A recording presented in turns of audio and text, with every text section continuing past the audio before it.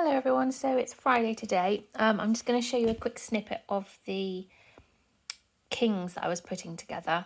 The crowns were an absolute nightmare, so I'm just going to show you a little bit of that, and then we'll look at the finished result and see what I'm doing next.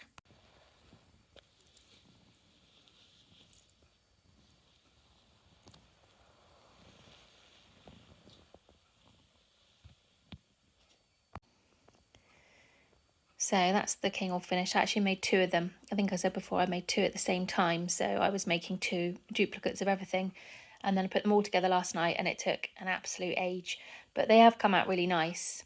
They won't stand on here on the sofa probably, but they do freestand there. There's just so many bits, so much to sew on. All these pieces here, this piece, this piece, this piece, this piece, they're all made separately and have to be sewn on.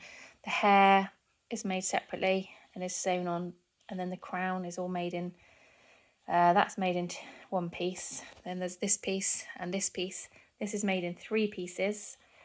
Let's make the cross and sewn together and then all attached on. The hardest thing to attach was the crown, in actual fact, to the head, because the inside of the head, the pink bit you can see there was a gap of about this much at the top with where the stuffing, you can see the stuffing, and you were supposed to leave it like that so you could stitch the hair around the edge, and then there was just literally nothing to sew the crown into.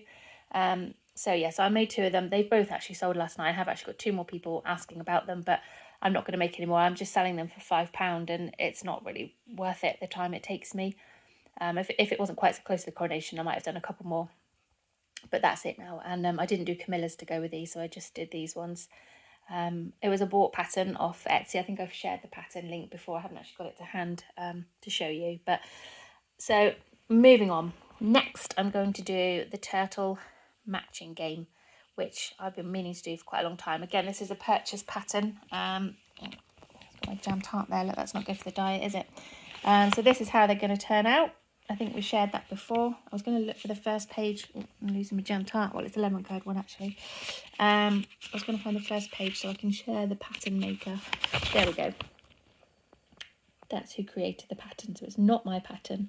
Again, it doesn't have to be used as a memory game. It can just be used purely as a toy, just to pop the toys inside the mummy turtle. They're really easy to make. I completed one just to see what it was like to do one, and then thought I'd just make the bases. So basically I'm doing two of each colour. So you literally magic circle, which I don't do. I do chain 2 and then 12 double crochets into the magic circle.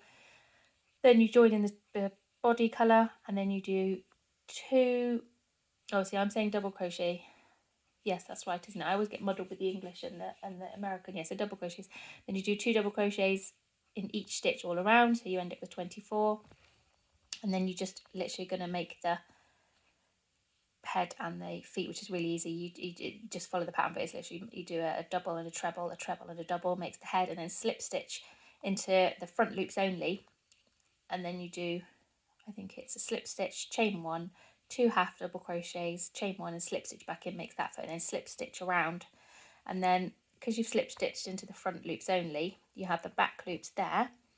So then you make the shell, which is made in very much a similar way, but obviously all in one colour.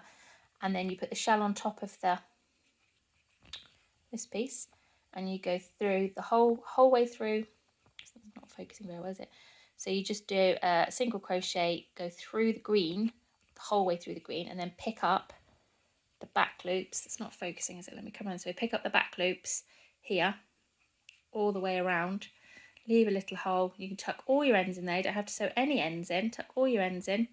Put a little bit of stuffing in. Finish it off. And the only end you've got to sew in really is the green one, which I just literally went round a few times. And that's that. Obviously, I haven't made the mum yet, so we'll have another look at that when I do it. But it's really easy to make. These have come up really quickly, and they're really cute. I haven't put loads of stuffing in, just enough to give it a little bit of a shape. I'm probably not going to put eyes on the baby ones either. I should just put a couple of eyes probably on the mum, and then we'll have a look at them when they're finished.